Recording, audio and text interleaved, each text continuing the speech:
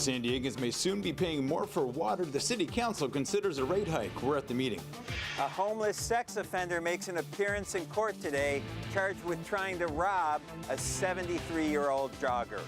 The updated COVID-19 booster is getting its rollout nationwide and in San Diego County this week.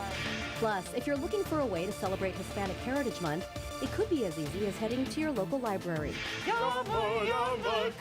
Not just a cafe, but an opera wine bar. CBS 8 News Live at 6 starts now.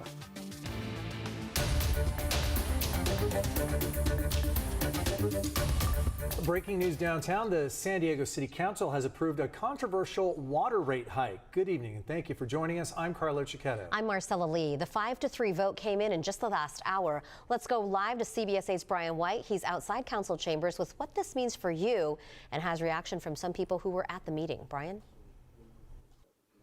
The meeting just ended moments ago after a 5-3 vote to approve that rate hike after about 2.5 hours of public comment, and there wasn't a single person from the public in favor of this price increase. The rates of water is going up. I mean, it's hard to maintain, business or your house because you need that water to survive and stay alive because, that's a you have to have, affordable water because if you can't live without water. Water customers in San Diego will see their rates increase by nearly 20% over the next 16 months. Now, we import 85 to 90% of our water here in San Diego. The Public Utilities Department says their costs have gone up for imported water and the price they pay wholesale for water from the San Diego County Water Authority. They say the rate increase will also help to pay for pipelines, dam assessments, and other infrastructure costs. So here's what the 1.4 million customers for water service can expect. A 5% increase effective December 1st of this year, followed by an increase of 5.2% July 1st. Then another increase of 8.7% effective January 1st, 2025. Now, people are already feeling the pinch of this economy with inflation, gas prices, food prices. These rate hikes for water are not what San Diegans want to hear right now. We have two properties, both of which will be affected by this. Not only our home, but we have two rental properties, and we will have to raise our rents, which will contribute to the homeless problem potentially. And I don't want to see that. People need to be able to live in this city and not be afraid of being overtaxed. Now, people are already feeling the strain, the struggle to pay bills, and paying as much as 20% more for water is just not going to go well around here. Yeah, everything getting more and more expensive every day, Brian. So how did this vote break down? Who voted no on the increase? Council members Montgomery, Sept, Von Wilpert, and Moreno all voted no. And while she was giving her explanation, Vivian Moreno actually referred to some of our coverage on CBS 8 where we profiled some of the billing issues water customers have experienced. And she said that those issues would need to be cleared up before she could support a rate increase like this. Brian White, thank you for that. And for your viewers, we've been covering these water issues quite a bit. If you'd like to read more about the water rate hike or share your thoughts with us on it, you can download our free CBS 8 app. Follow us on CBS 8 on social media. But we have those stories still up at cbs8.com. A sex offender living on the streets in El Cajon pleaded not guilty today to charges of attempted robbery of a 73-year-old man. Police say the alleged victim was taking a morning jog when the defendant asked him for money. CBS 8's David Gottfredson was in court when the two-time ex-con appeared for his arraignment. Waive reading and pleads of not guilty, denying allegations. A not guilty plea from 41-year-old Ian Farmer in court Tuesday to charges of attempted robbery and elder abuse stemming from an incident last week in El Cajon. Neighbors tell me Farmer had been living in his vehicle along Mollison Avenue for several weeks. On Friday morning, police say a 73-year-old man was jogging past when Farmer demanded $5, threatened to tase him, and grabbed onto his arm while reaching for his wallet. The man ran away to a nearby apartment complex. Police were called and arrested Farmer nearby. My understanding is that the defendant is on a no bail parole hold.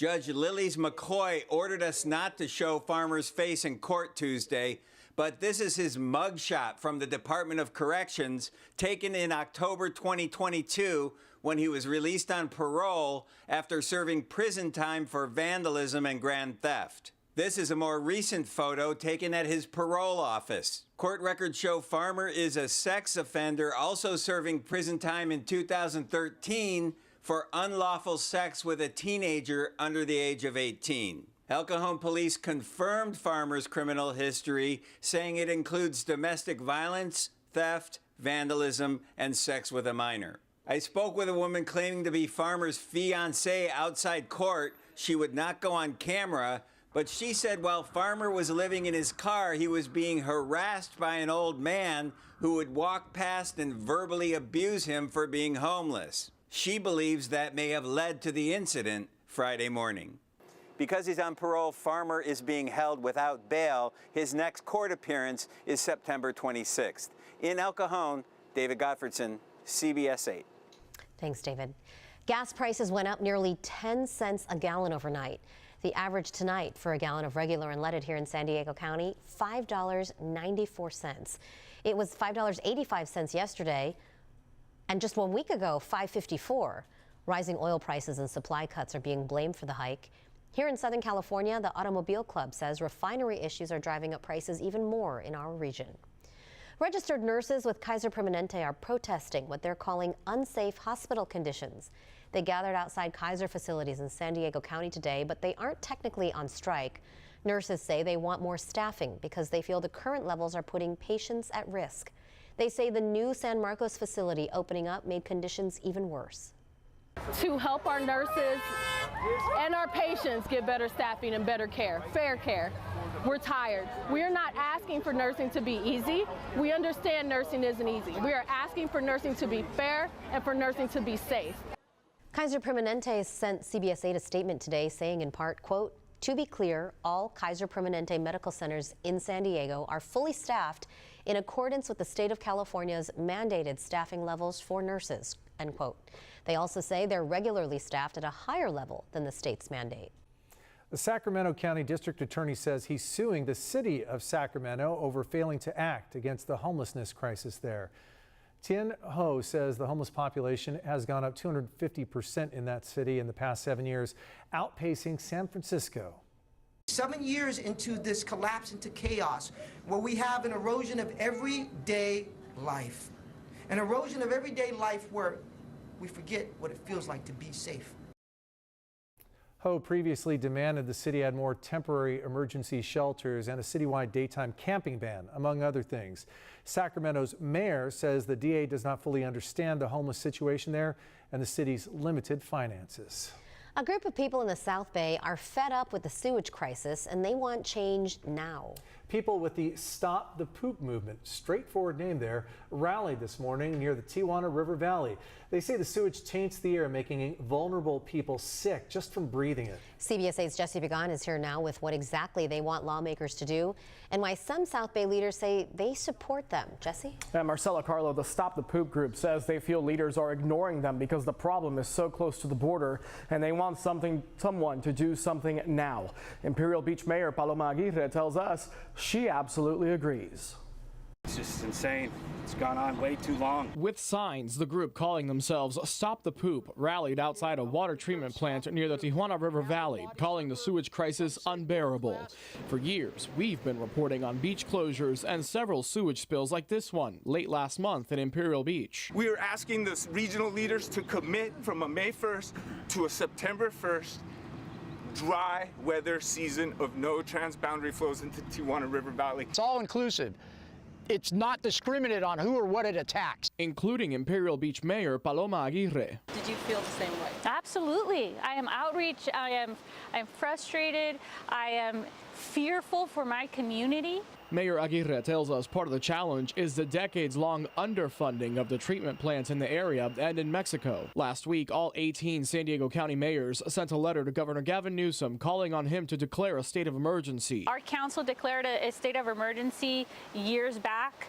If you go to our website, we have sent a number of letters to the president, to the governor. We're doing everything we can. Aguirre says the U.S. section of the International Boundary of Water Commission recently secured an extra $8 million for repairs, and another $300 million are coming through an agreement between the U.S. and Mexico. A state of emergency would cut the red tape for this money and more. Until then, Aguirre says she hears and is with her residents. This is the 7th largest county in the nation. It's impacting over 750,000 people. And how is it that we can't get this fixed? This isn't rocket science. If this isn't a state of emergency, I don't know what is.